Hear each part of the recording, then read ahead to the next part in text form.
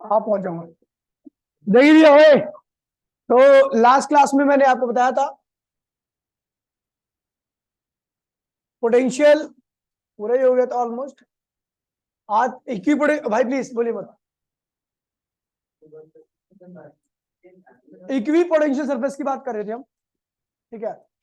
तो मैंने बताया था कि ऐसी सरफेस जहां पर आपके हर एक पॉइंट का पोटेंशियल क्या हो, सेम हो, ऐसी सरफेस को हम क्या कहते हैं भैया, इक्विपोटेंशियल सरफेस कहते हैं, ठीक है। ठीक है, तो पहला पॉइंट क्या था भैया, potential is same at every point, प्रत्येक पॉइंट का पोटेंशियल क्या होता है, सेम रहता है इक्विपोटेंशियल सरफेस पे। अगर आप जहां पर पोटेंशियल हर पॉइंट का सेम रहता है तो वहां पर अगर आप वर्क करते हो तो वर्क की वैल्यू क्या होती है भैया, जीरो होती है। Work done on the equipotential surface equals to में जीरो होता है, ठीक है।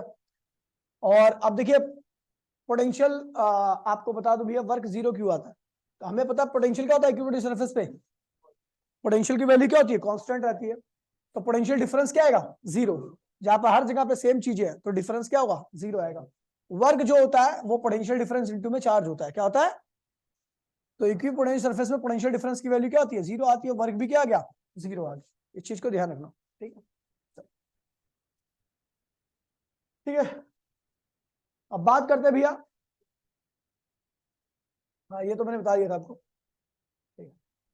कह रहा है इलेक्ट्रिक फील्ड लाइंस जो होती हैं आपकी, electric field lines perpendicular to the equipotential surface, equipotential surface के इलेक्ट्रिक फील्ड लाइन हमेशा क्या होती है, परपेंडिकुलर।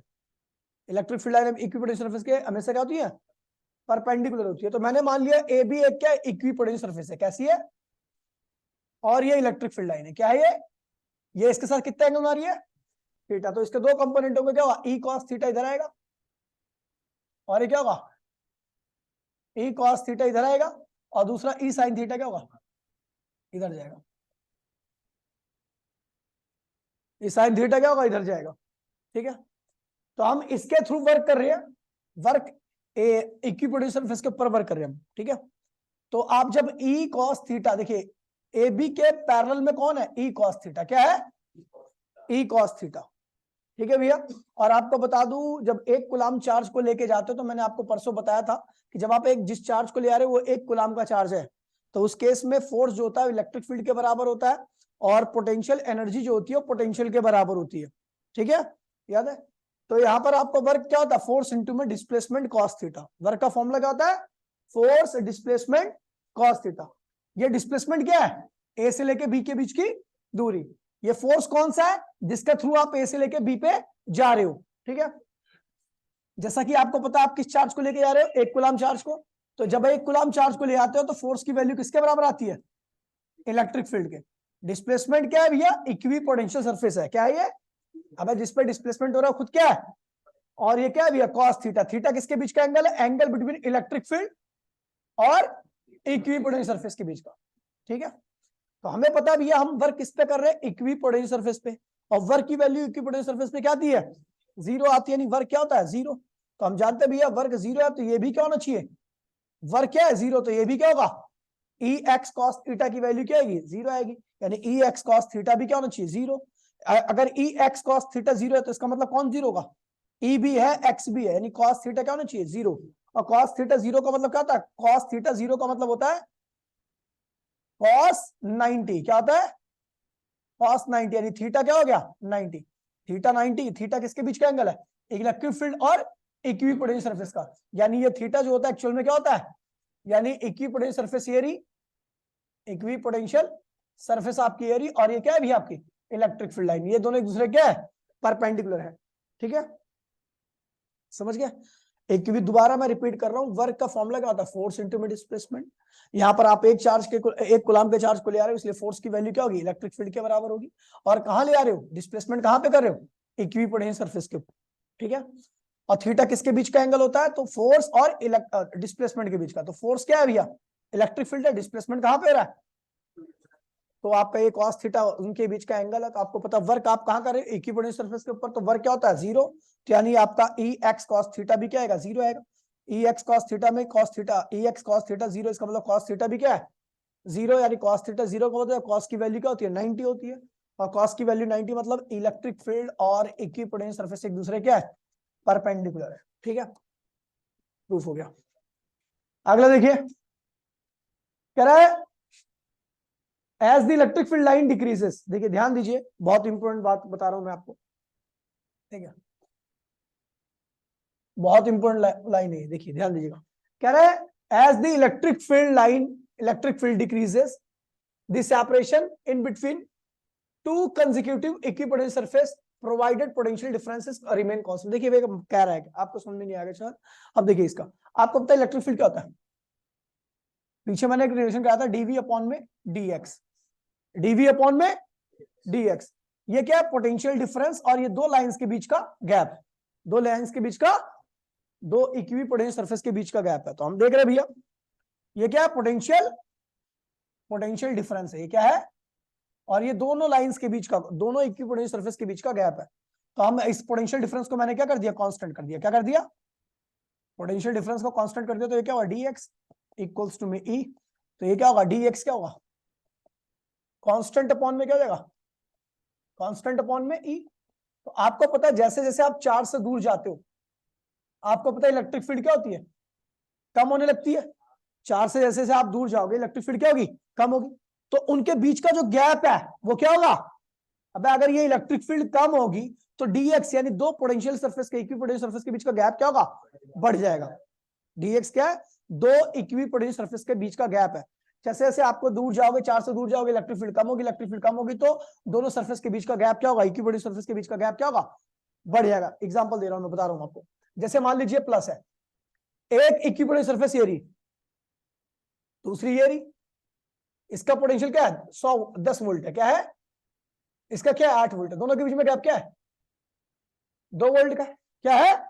दोनों के बीच में पोटेंशियल डिफरेंस कितना है? 2। तो कह रहा है कि आगे जाओगे तो इलेक्ट्रिक फील्ड क्या होगी? कम हो जाएगी।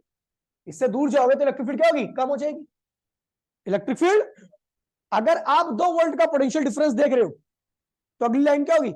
6 वोल्ट की। तो कह रहा है जो 6 वोल्ट है ना, वो और दूर मिलेगी। इन दोनों के बीच में गैप क्या होगा? बढ़ जाएगा। क्योंकि दूरी बढ़ने पर इलेक्ट्रिक फील्ड क्या होती है? कम होती है। इलेक्ट्रिक फील्ड कम होगी तो उनके बीच का डीएक्स क्या है? इनके बीच का गैप है। क्या है? अब अगली 6 वोल्ट के बाद आपको 2 वोल्ट पोटेंशियल कम मिलेगा 4 वोल्ट पे। 4 वोल्ट और इलेक्ट्रिक फील्ड 4 वोल्ट पे जाओगे तो और इलेक्ट्रिक फील्ड कम हो जाएगी। इलेक्ट्रिक फील्ड और कम हो जाएगी तो क्या होगा? इलेक्ट्रिक फील्ड और कम होगी तो डीएक्स क्या होगा? और बढ़ेगा। तो 4 वोल्ट क्या होगा? और दूर मिलेगा आपको। ये क्या होगा?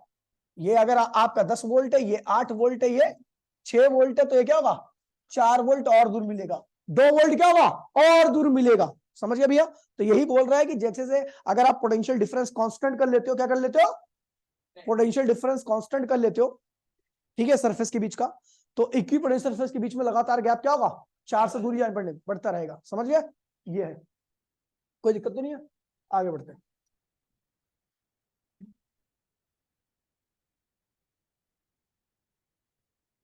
वही है, 8 वोल्ट इन्हें एक जैसे बना दिया, थोड़ा गलती कर दी उसने। गैप क्या होगा? ये 6 वोल्ट वाली क्या होगी? और दूर मिलेगी। 6 वोल्ट वाली यहाँ पे मिलेगी, ये सॉरी 4 वोल्ट वाली यहाँ पे। और ये अगली क्या होगी? पोटेंशियल डिफरेंस कितना लिया? 2 वोल्ट लिया, ये डीएक्स है, गैप बढ़ गया। अब पोटेंशियल डिफरेंस यहाँ पर भी क्या? 2 वोल्ट है, लेकिन इलेक्ट्रिक फील्ड क्या होगी? कम होगी। इलेक्ट्रिक फील्ड यहाँ पे क्या होगी? कम हो जाएगी। तो डिफरेंस क्या होगा? और बढ़ेगा। समझ गया? समझ गया? 2 वोल्ट का पोटेंशियल डिफरेंस कांस्टेंट करके जैसे जैसे दूर जाओगे इलेक्ट्रिक फील्ड कम होती रहेगी, गैप्स क्या होगा? बढ़ता रहेगा इक्विपोटेंशियल सरफेस के बीच में। ठीक है, अगला कह रहा है two equipotential surface never intersect to each other. दो इक्विपोटेंशियल सरफेस कभी एक दूसरे को काटती नहीं है। काटेंगी तो जैसा कि आपको पता, दो अलग अलग इक्विपोटेंशियल सरफेस, दोनों का पोटेंशियल भी क्या होगा? यहां पर दोनों, इसका क्या है 8 वोल्ट, इसका क्या है, तो इस पॉइंट पर क्या होगा? What about this point? तो इसके दो दो पोटेंशियल होंगे और एक पॉइंट का कभी दो पोटेंशियल इम्पॉसिबल है। ठीक है, एक पॉइंट के पास कभी दो पोटेंशियल नहीं होगा, इम्पॉसिबल लाइन। समझ गया? चलो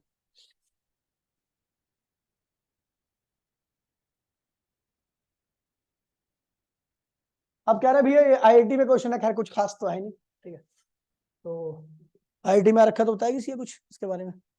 ठीक है, कह रहे इस पी पॉइंट पर आपको कुल पोटेंशियल निकालना है। ठीक है, तो अपने को दूरी पता है, चार्ज पता है, के क्यू अपॉन में दूरी, यहाँ का पोटेंशियल, के क्यू अपॉन में दूरी, यहाँ का पोटेंशियल, के क्यू अपॉन में दूरी, यहाँ का पोटेंशियल, के क्यू अपॉन में दूरी, यहाँ का पोटेंशियल, सबको ऐड कर दो, क्या पोटेंशियल स्केलर क्वांटिटी है, डायरेक्टली ऐड करके आंसर निकल आएगा। ठीक है भैया, कुछ नहीं करना है इसमें। कोई दिक्कत तो नहीं है?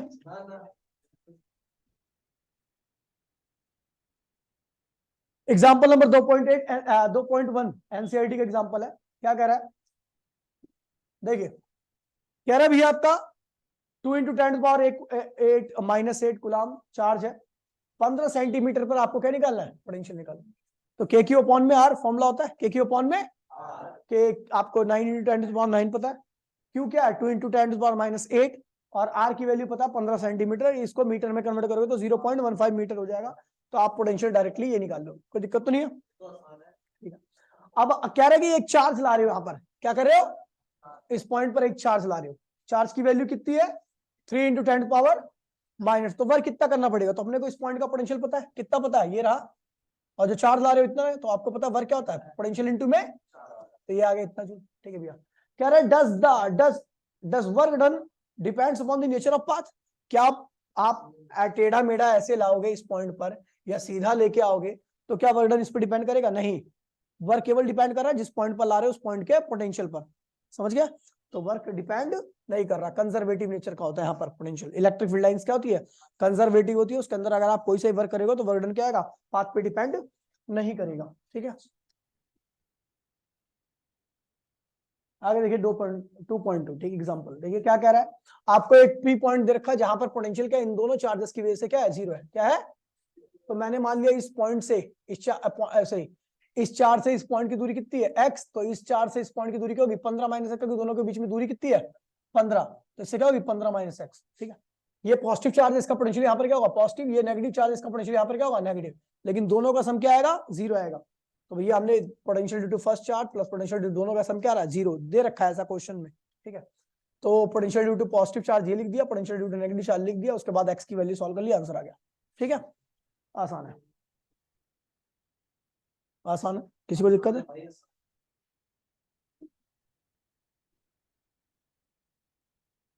अगर मैं तेरे में ध्यान दूंगा ना तो अभी तेरी दिक्कत होगी, फिर इसलिए मत ध्यान दिला मेरे को। ठीक है, ये सबसे बढ़िया क्वेश्चन है। ठीक है, A1 क्वालिटी का क्वेश्चन है ये, एनसीईआरटी के एग्जांपल बेस्ड है।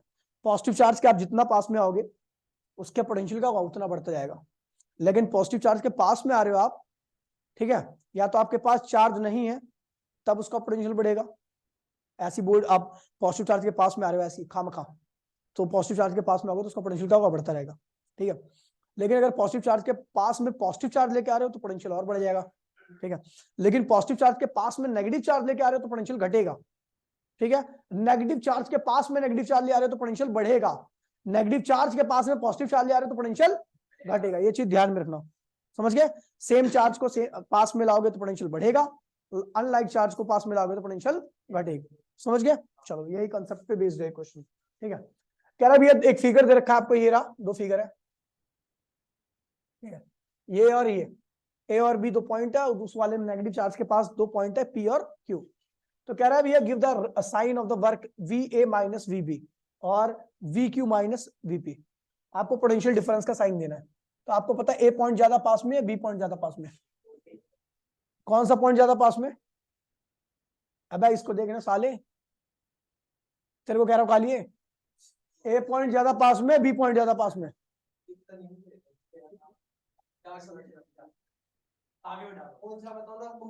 तेरे पापा को बोल देता हूँ मैं, चश्मा बनवा दो, बोल दो, बुलवा दो।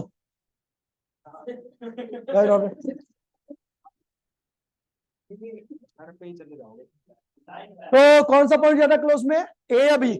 तो ए का पोटेंशियल क्या होगा, बी का कम, तो potential difference V A minus V B क्या आएगा, पॉजिटिव आएगा, V A minus V B क्या आएगा, समझ गया? अगर मैं वी क्यू माइनस वीपी कर रहा हूं तो क्यू क्या है, दूर में, तो एक बात ध्यान में रखना, नेगेटिव चार्ज से आप जितना दूर रहोगे उसका पोटेंशियल का उतना ज्यादा रहेगा, और नेगेटिव चार्ज जितना पास में रहोगे उसका पोटेंशियल का उतना कम रहेगा। तो नेगेटिव चार्ज की बात कर रहा हूं, पॉजिटिव देखिए दोबारा बोल रहा हूं, पॉजिटिव चार्ज के आप जितना पास में रहोगे उसका पोटेंशियल उतना ज्यादा, और पॉजिटिव चार्ज से जितना दूर रहोगे उसका पोटेंशियल उतना कम। ठीक है, नेगेटिव चार्ज के केस में जितने पास रहोगे उसका पोटेंशियल उतना कम रहेगा, नेगेटिव चार्ज से जितना दूर रहोगे उसका पोटेंशियल उतना ज्यादा रहेगा। जरा इसको कोरिलेट कर देता हूं दोनों केस को। अगर आप पॉजिटिव चार्ज के पास में हो तो जाहिर सी बात है नेगेटिव चार्ज से दूर में हो ना, पॉजिटिव चार्ज के पास में हो तो नेगेटिव चार्ज के दूर में हो, तो जब पॉजिटिव चार्ज के पास में पोटेंशियल बढ़ता है तो नेगेटिव, अगर आप नेगेटिव के पास में चले गए तो मैंने बोला पोटेंशियल कम हो जाएगा ना। तो नेगेटिव चार्ज के अगर पास में तो पॉजिटिव से दूर में हो तो पोटेंशियल कम हो जाएगा ना उस पॉइंट का। जो पॉइंट नेगेटिव के पास में होता है उसका पोटेंशियल कम होता है, जो नेगेटिव से दूर होता है उसका पोटेंशियल ज्यादा होता है, क्योंकि जो दूर होता है वो पॉजिटिव के पास में होता है और जो पॉजिटिव के पास में होता है उसका पोटेंशियल क्या होता है, ज्यादा होता है। ठीक है, तो अब पी और क्यू में से किसका पोटेंशियल ज्यादा होगा? सिया फेल हो बेटा आप। ऋषा क्यू का पोटेंशियल ज्यादा होगा क्योंकि वो नेगेटिव से दूर में है। तो वी क्यू माइनस वीपी कर रहा हूं तो क्या होगा? पॉजिटिव आएगा। ठीक है, ध्यान नहीं है आपको बिल्कुल भी। जिसका ध्यान नहीं होता ना तो फिर वो इस टाइम में भी जिसका ध्यान नहीं होता तो फेल ही हो।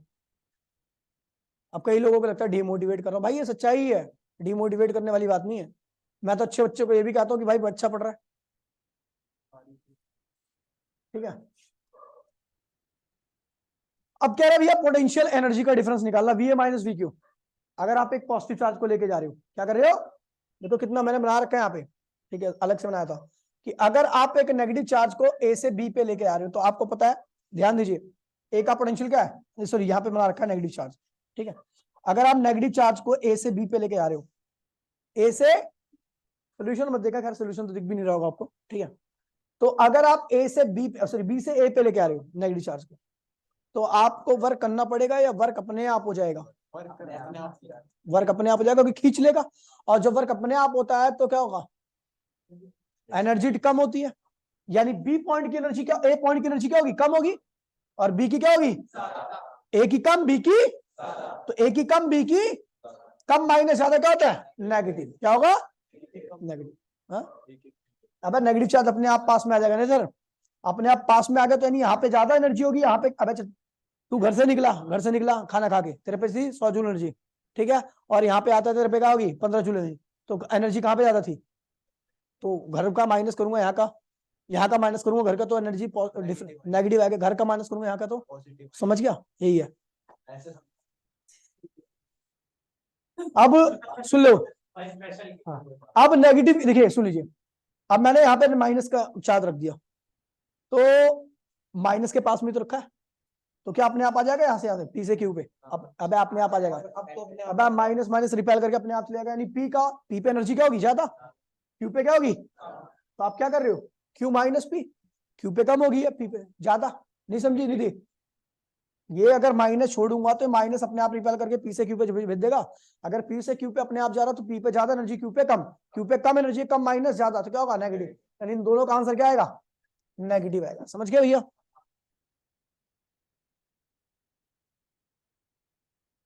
उसके बाद आते हैं इलेक्ट्रिक फील्ड। कह रहा है भैया देखिए, ठीक है, पॉजिटिव चल रहा था क्या मैं ऊपर से? ये पॉजिटिव आ रहा है और इसका भी आंसर पॉजिटिव आ रहा है।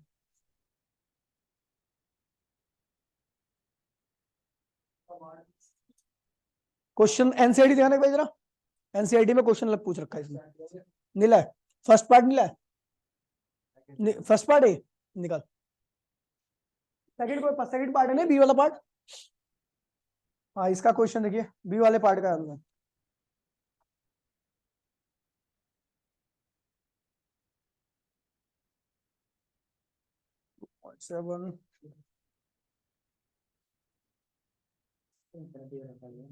ये रहा बी पार्ट कर रहा है भैया, प्लीज बोलिए मत। Give the sign of the potential energy difference of the small negative charge from Q to P. Q से उल्टा ला रहे हैं, उल्टा ले गई ये लड़की, तो कभी आंसर गलत आ रहा है। अगर स्मॉल नेगेटिव चार्ज को आप क्यू से पी पे ला रहे हो, क्यू से, तो अपने आप तो आएगा नहीं, मुझे लाना पड़ेगा। और आपको पता है आप नेगेटिव चार्ज को जितना पास में लाओगे वहां का पोटेंशियल क्या होगा? उतना ज्यादा होगा। यानी यहाँ की एनर्जी क्या होगी? पास में लाओगे, इसको इधर लाओ ना, क्यू से पी की तरफ ला रहे हो। सुन तो लो, यहाँ पे कह रहा है गिव द, ठीक है, आपको क्यू माइनस पी देना है। क्या देना है? क्यू और पी को माइनस करना है आपको। स्मॉल नेगेटिव चार्ज ला रहे हो क्यू से लेके पी की तरफ, क्यू टू पी, तो नेगेटिव चार्ज लेके आओगे आप यहां से यहाँ पे। ठीक है, तो जाहिर सी बात है क्या होगा? आपको वर्क करना पड़ेगा, तो क्या होगा? एनर्जी क्या होगी? बढ़ेगी। डिफरेंस क्या आएगा? पॉजिटिव आएगा। ठीक है, अच्छा, उसके बाद कह रहे हो आप ए से बी, तो नेगेटिव चार्ज ऐसे भी तो अपने आप ही चलेगा, समझ गए।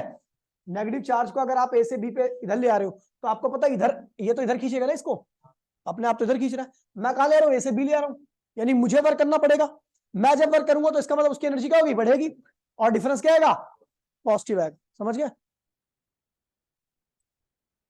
चलो पकड़ लीजिए।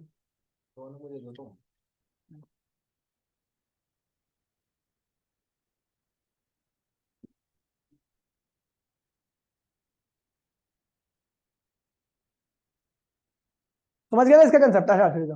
अभी इसमें देखो ये वाला पार्ट कर रहा हूं, ऊपर वाला सेम ही है, ठीक है। देख लेना, अगर इलेक्ट्रिक फील्ड के अगेंस्ट में वर्क करोगे, अगर आप इलेक्ट्रिक फील्ड के अगेंस्ट में वर्क कर रहे हो, अगर देखिए अगर मैं work done by electric field बोल रहा हूं, क्या बोल रहा हूं, work done by electric field. तो इलेक्ट्रिक फील्ड देखिए, ये इलेक्ट्रिक फील्ड है, क्या ये आपकी इलेक्ट्रिक फील्ड है, ठीक है। आप एक प्लस चार्ज को इधर की तरफ लेके आ रहे हो, यानी डिस्प्लेसमेंट किधर कर रहे हो, इधर। तो आप जो वर्क कर रहे हो वो तो पॉजिटिव होगा, क्योंकि इलेक्ट्रिक फील्ड के अगेंस्ट में कभी पॉजिटिव चार्ज अपने आप नहीं आता, आपको करना पड़ेगा, इसकी एनर्जी बढ़ेगी, यानी एनर्जी बढ़ेगी तो वर्क भी क्या होगा, पॉजिटिव माना जाएगा, जो आप कर रहे हो। लेकिन आप देखोगे इलेक्ट्रिक फील्ड क्या वर्क कर रही है, पॉजिटिव या नेगेटिव, तो नेगेटिव कर रही है। क्यों, क्योंकि इलेक्ट्रिक फील्ड इधर फोर्स लगा रही है और डिस्प्लेसमेंट आप इधर कर रहे हो। जब डिस्प्लेसमेंट और फोर्स एक दूसरे के अपोजिट होते हैं तो वर्क क्या होता है, नेगेटिव होता है। तो work done by electric field क्या होगा भी आपका, नेगेटिव आएगा, क्योंकि इलेक्ट्रिक फोर्स जो लग रहा है वो इधर लग रहा है और डिस्प्लेसमेंट क्या हो रहा है, इधर लग रहा है। एंटी पैरेलल लिखा हुआ है, क्या लिखा हुआ है, ठीक है। अगर मैं बोलूंगा work done by electric field, sorry work done by applied force, तो अप्लाइड फोर्स भी इधर लग रहा है और डिस्प्लेसमेंट भी क्या हो रहा है, इधर हो रहा है, दोनों की डायरेक्शन सेम है, तो वर्क क्या होगा, पॉजिटिव रहेगी, ठीक है भैया, इस चीज को ध्यान रखना। अच्छा ये भी बोल रहा है कि अगर मैं एक नेगेटिव चार्ज पार्टिकल को माइनस के पास फेंक दूं तो उसकी काइनेटिक पे क्या फर्क पड़ेगा, इसकी काइनेटिक डिक्रीज करेगी, क्योंकि माइनस चार्ज जब जब नेगेटिव के पास में आएगा इसकी लगातार वेलोसिटी क्या होगी, कम होती रहेगी रिपल्शन की वजह से, और जब वेलोसिटी कम होती रहेगी काइनेटिक क्या होगा, कम हो जाएगी, ठीक है भैया। टॉपिक का नाम है कैपेसिटेंस, ठीक है भैया।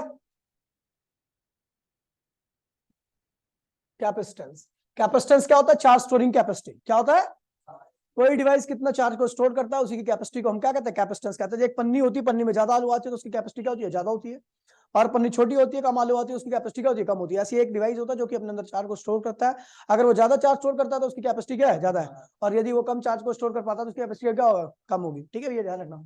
और कैपेसिटर बहुत सारे टाइप के होते हैं भैया, इलेक्ट्रोलाइटिक कैपेसिटर, ठीक है, पॉलीकार्बोनिक, ये सारे कैपेसिटर के आपके एग्जांपल है, खैर इसकी आवश्यकता आपको नहीं है, ठीक है। एसआई यूनिट ऑफ कैपेसिटर क्या होती है भैया, 1 फराडी, क्या होती है, और 1 फराडे अगर कोई कैपेसिटर है तो उसके अंदर इतना कूलम चार्ज आएगा, 96500 कूलम चार्ज, बहुत बड़ा चार्ज है। एक फराडे कैपेसिटी तो जुपिटर की भी नहीं होती, जुपिटर प्लैनेट है ना, उसकी भी नहीं होगी कैपेसिटी, खैर बहुत बड़ा कैपेसिटर, एक फराडे तो बहुत बड़ी यूनिट होती है, लेकिन एसआई यूनिट यही होती है। Some other units of capacitance क्या होती है भैया, मिली फराडे, क्या होती है, 10 की पावर, ठीक है, बड़ी बहुत काफी बड़ी यूनिट है। फिर आती है माइक्रो, ठीक है, फिर आती है नैनो, फिर आती है पीको, ये सब यूज होती है, इनमें क्वेश्चंस में हम डील करेंगे इनको, ठीक है भैया, ध्यान रखना, कोई दिक्कत तो नहीं है आगे। कब पंखे वगैरह में चार्ज को स्टोर करने में, जब पंखे में सप्लाई आती है ना तो ऑल्टरनेटिंग सप्लाई आती है, ऑल्टरनेटिंग सप्लाई क्या करती है कि फ्लक्चुएटिंग होती है, फ्लक्चुएटिंग वोल्टेज बार बार अगर पंखे में आता है तो पंखा क्या होता है, फूक जाता है, फ्लक्चुएट बढ़ता है ना, कभी एसी सप्लाई आती है ना, बढ़ता है देन घटता है, फिर ऐसा फ्लक्चुएटिंग वोल्टेज कहते हैं इसको, ठीक है। तो अब एक बात ध्यान में रखना, मैंने एक चीज लिखवा रखी है, इसी के बेसिस पे सारे का सारा कंसेप्ट हो जाएगा, ठीक है। कैपेसिटेंस का भी एक फॉर्मूला देखोगे आप, Q इक्वल्स टू में CV, क्या होगा, तो फॉर्मूला Q इक्वल्स टू में CV है आपका फॉर्मूला, Q इक्वल्स टू में CV, तो V क्या होगा, Q अपॉन में C, तो V is inversely equal to C। यदि अब मैं किसी के कैपेसिटर को घटा दूं बढ़ा दूं तो उसके पोटेंशियल को मैं चेंज कर सकता हूं।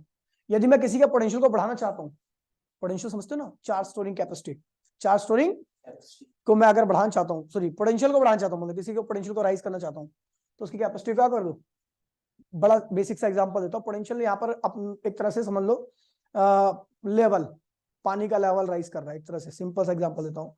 मैंने क्या किया, 1 लीटर की बोतल थी मेरे पास, उनमें पूरा पानी भरा हुआ था, ठीक है, मैंने उस पानी को उड़ेल दिया 1000 लीटर की टंकी में, तो बताओ 1 लीटर में ज्यादा लेवल था उस पानी का या 1000 लीटर की टंकी में ज्यादा लेवल होगा, यानी कैपेसिटी बढ़ाई तो लेवल क्या हो गया, कम हो गया, कैपेसिटी बढ़ाई तो लेवल कम हो गया, level is the potential, level क्या है, पोटेंशियल हो। तो 1000 लीटर की टंकी में जैसे ही आपने वही पानी डाला उतना ही चार्ज डाला तो उसकी कैपेसिटी क्या थी, ज्यादा थी, इसलिए उसका पोटेंशियल क्या हो गया, कम हो गया।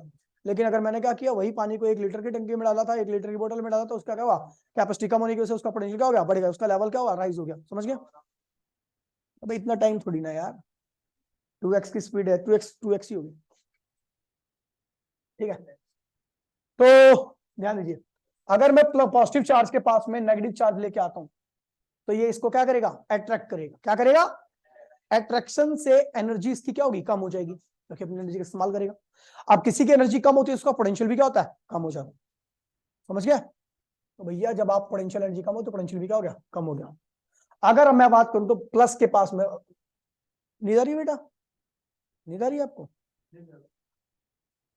माथा दुख रहा है? अरे सर दुख रहा है भाई, पता नहीं है क्या तुम्हें? भाई चुप रह, तेरे मुंह पे कुछ लगा हुआ है। कुछ नहीं लगा।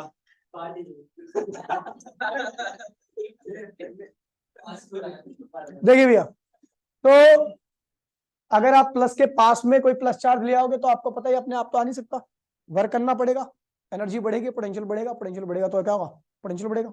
बस इतना ध्यान रखना। ठीक है भैया, समझ गए? प्रिंसिपल ऑफ कैपेसिटेंस क्या है भैया, बड़ा साधारण सा प्रिंसिपल है। ठीक है, थोड़ा डायग्राम थोड़ा ब्लर हो गया बच्ची का। ठीक है, कोई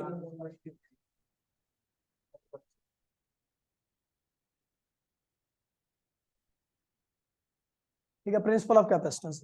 देखिए, प्रिंसिपल ऑफ कैपेसिटेंस में आपको कुछ और ध्यान नहीं करना है। प्रिंसिपल ऑफ कैपेसिटेंस का मतलब होता है कैपेसिटी को बढ़ाना। क्या करना? कैपेसिटी कैसे बढ़ती है, पोटेंशियल कम कर दिया जाए। मैंने बताया कैपेसिटी कैसे बढ़ती है, पोटेंशियल कम कर दिया। अगर पोटेंशियल कम कर दोगे तो कैपेसिटी क्या होगी, बढ़ जाएगी। समझ गए? और पोटेंशियल को कम कैसे किया जा सकता है? अब अभी बोला ना, पॉजिटिव चार्ज के पास अगर पॉजिटिव चार्ज का पोटेंशियल बढ़ाना, कम करना चाहते हो, उसके पास में क्या लाओ, नेगेटिव चार्ज। नेगेटिव चार्ज जब उसके पास में लाओगे तो क्या होगा, वो खींचेगा, वर्क करेगा, वर्क करेगा तो क्या होगा, उसकी एनर्जी कम हो जाएगी, पोटेंशियल उसका क्या होगा, कम हो जाएगा। अगर किसी का पोटेंशियल बढ़ाना चाहते हो, कैपेसिटी कम करना चाहते हो, तो उसके पास। समझ गए भैया? तो यही है, इसमें खैर कुछ खास नहीं। अब बड़ी जल्दी हो गया टाइम यार, है? नहीं मतलब बहुत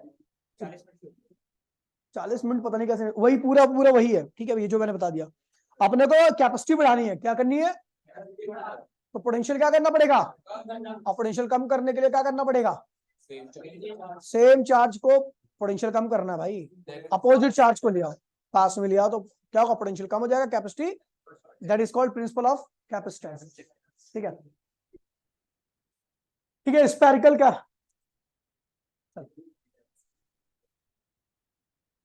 देखिए भैया, अगर ध्यान दीजिए, ये बाल्टी इतनी बड़ी कर दी है ना, इसकी कैपेसिटी फिक्स हो गई है ना, इसके अंदर मैं पानी डाल लूं, तो अगर बाल्टी फिक्स है, कैपेसिटी फिक्स है, तो आप पानी डालोगे तो इसका लेवल क्या करेगा, राइज करेगा।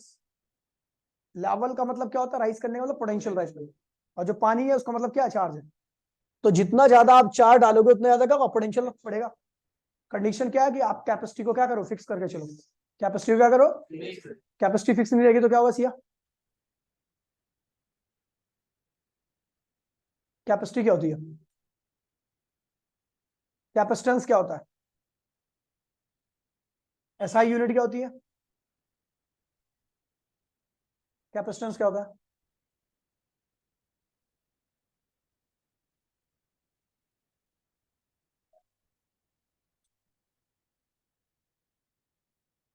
Capacitance, charge storing capacity. SI unit क्या होती है, फराडे। एक फराडे में कितने कूलम चार्ज आता है, 96500 कूलम। हो गया भाई।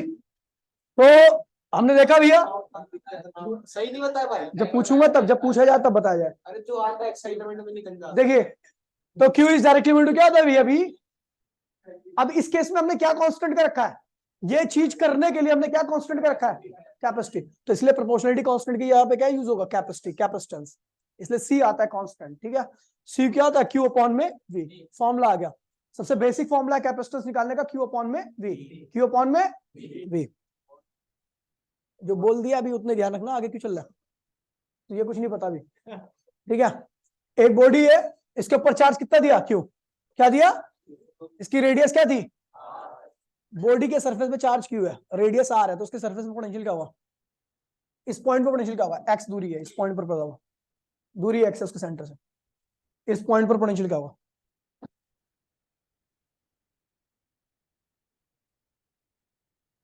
जब point outside of the sphere होता है तो वो स्फीयर पॉइंट चार्ज की तरह बिहेव करता है और उसका पोटेंशियल होता है के क्यू अपॉन में एक्स। लेकिन अगर मैं सरफेस पे हूं तो के क्यू अपॉन में आर हो जाएगा पोटेंशियल। अभी लास्ट क्लास में पढ़ाया था मैंने, सरफेस चार्ज कितना, हमें सरफेस पे पोटेंशियल निकालना, पोटेंशियल क्या सरफेस पे है, यहाँ पर के की वैल्यू 1 बाय में 4 पाई एप्सिलॉन नॉट यूज कर रहा है, 4 पाई एप्सिलॉन नॉट इनटू में आर, एप्सिलॉन आर भी यूज कर रहा हूं मैं साथ में। वैक्यूम में ले इसकी वैल्यू क्या होगी, अगर स्पेस होगा कुछ और भरा 1 हो जाएगा, ठीक है। तो ये तो पोटेंशियल हो गया, चार्ज कितना दिया, क्यू, तो अपने को कैपेसिटी का फॉर्मूला देता है क्यू अपॉन में वी, तो क्यू ये रहा और वी ये डालो, यहाँ पे आंसर आ गया आपका कैपेसिटेंस, स्फेरिकल कैपेसिटर। बस साले कालिए, पोटेंशियल इसकी वजह से इस पे चार्ज क्यू है, इसकी सरफेस पे पोटेंशियल क्या वही तो होगा, तो अब्यूज क्यों कर रहे हो? कालिया, कालिया अब्यूज होता है, साले अब्यूज नहीं होता। बस तेरे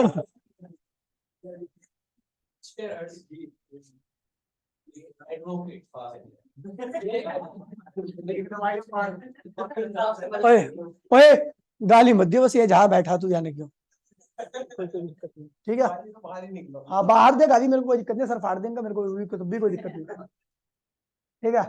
तुम देख रहे भैया कैपेसिटी, भाई प्लीज, कैपेसिटी दो फैक्टर पे डिपेंड कर रही है, एक तो एप्सिलॉन आर और एक रेडियस पे, साइज पे। साइज तो आपको पता है, अगर साइज बढ़ाओगे बॉडी का तो जाहिर सी बात है उसकी कैपेसिटी बढ़ेगी बढ़ेगी, लेकिन एप्सिलॉन आर पे क्यों डिपेंड कर रही है, मेरे को कोई बताया, मैंने बताया इसको 100 बार, आप नहीं बता। क्योंकि मीडियम में वो मीडियम कैपेसिटी आपस में होते हैं। देखिए भैया, एप्सिलॉन आर बढ़ता है तो मीडियम के अंदर मॉलिक्यूल्स यानी पोलराइज, उसका पोलराइजेशन क्या होता है, बढ़ जाता है, आपको बताया था मैंने, एप्सिलॉन आर बढ़ने पर पोलराइजेशन क्या होता है, बढ़ जाता है। यदि आप बॉडी को चार्ज दे रहे हो तो बॉडी के चार्ज देने की वजह से अंदर के मीडियम का क्या होता है, पोलराइजेशन होता है, क्या होता है, तो बॉडी के दिए हुए चार्ज की इलेक्ट्रिक फील्ड और पोलराइज इलेक्ट्रिक फील्ड एक दूसरे क्या होती है, अपोजिट होती है, मैंने आपको बताया था। बॉडी पे दी गई चार्ज की वजह से जो इलेक्ट्रिक फील्ड आई है और मीडियम के पोलराइजेशन की वजह से जो इलेक्ट्रिक फील्ड आई है, दोनों एक दूसरे क्या होंगी, अपोजिट होंगी। जब दो इलेक्ट्रिक फील्ड अपोजिट होती है तो उस रीजन में इलेक्ट्रिक फील्ड क्या होती है, कम हो जाती है, अपोजिट इलेक्ट्रिक फील्ड होने की वजह से। इलेक्ट्रिक फील्ड जब कम होती है तो इलेक्ट्रिक फील्ड कम होने की वजह से पोटेंशियल भी क्या होता है, कम हो जाता है, और जब पोटेंशियल कम होता है तो आपको बताया मैंने कैपेसिटी क्या होती है, बढ़ जाती है, ठीक है। तो ध्यान रखना, मैंने लिखवा रखा है, ये मूल मंत्र यहाँ पे लिखवाया, पीछे लिखवाएगा, देखो यहाँ पे नीचे लिखा है, ये देखो ये लिखा है, ठीक है।